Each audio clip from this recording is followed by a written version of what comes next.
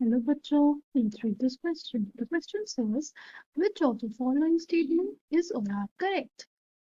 Option A हमारे पास melting points decrease on going down the globe. Option B, electron affinity in general decreases on going down the globe.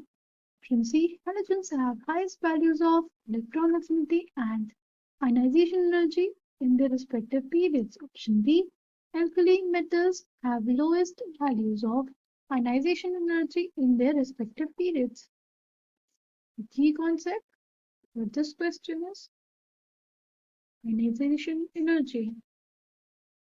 ionization energy हमारे पास basically वो energy होती है जो जरूरत होती है to remove and loosely bound electron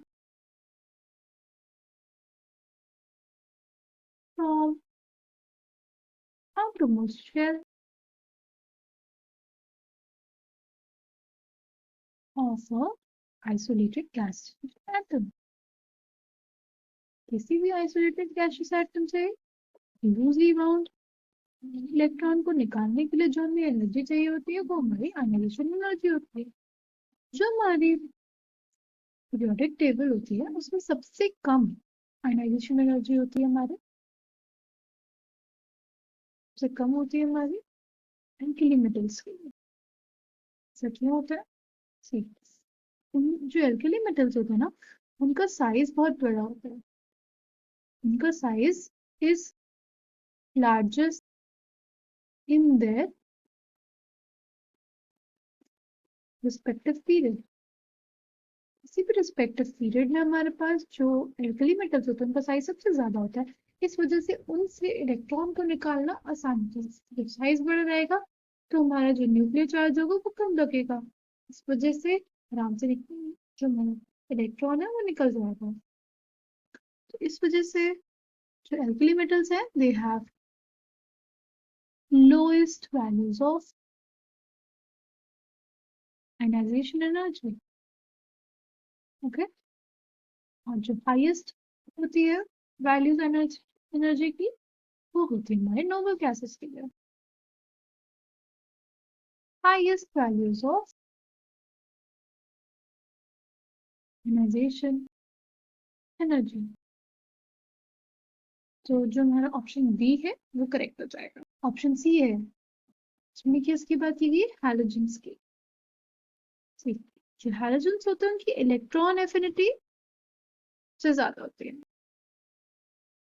electron affinity क्या होता है? Electron affinity basically energy change that occurs when process of adding an electron to isolated gaseous atom occurs। क्योंकि किसी भी आइसोलेटेड गैसियस एटम में अगर इलेक्ट्रॉन डाला जा रहा है तो उसमें जो भी एनर्जी चेंज होगा उसको हम लोग बोलते हैं इलेक्ट्रॉन एफिनिटी।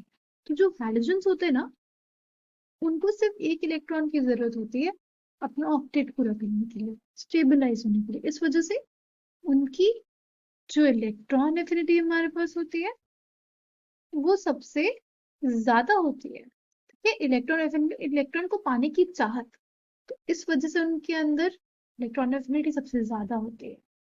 ठीक है, बट उनकी जो आयनाइजेशन एनर्जी होती है वो अपने रिस्पेक्टिव पीरियड में सेकेंड हाईएस्ट होती है। हाईएस्ट हमारी हमेशा नोबल गैसेस की होती है।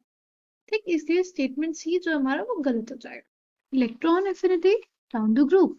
सी, अगर हम लोग इलेक्ट्रॉन एफिनिटी की जनरल बात करें, ठीक है,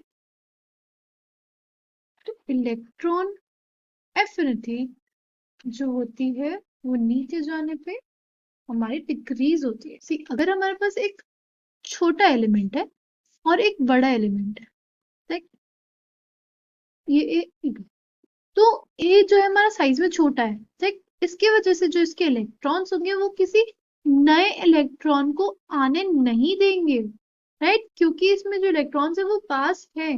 बट अगर वहीं बी में हम लोग एक इलेक्ट्रॉन का एडिशन कर रहे हैं, तो जो बी है वो आराम से इलेक्ट्रॉन को एक्सेप्ट करेगा, क्योंकि उसके जो इलेक्ट्रॉन्स है उसका साइज बड़ा है, इलेक्ट्रॉन्स दूर हो रहे हैं, उनमें रिपल्शन उतना नहीं होगा। इसी वजह से हमारे पास जो इलेक्ट्रॉन एफिनिटी है वो डिक्रीज करती है डाउन द ग्रुप। ओके, जैसे सबसे एविडेंट एग्जांपल होता है हमारे पास हमारा एल्कली मेटल्स। सबसे ज्यादा इलेक्ट्रॉन एफिनिटी होती है हमारी लिथियम की, फिर हमारे सोडियम की, फिर पोटेशियम, फिर रुबीडियम और फिर सीजियम। सीजियम की सबसे क्यों कम हुई? क्योंकि सीजियम का साइज बड़ा था, उसमें इलेक्ट्रॉन आराम से जा सकता है, क्योंकि उसका साइज बड़ा है, उस जगह ज्यादा है उसके पास। लास्ट है हमारे पास मेल्टिंग पॉइंट।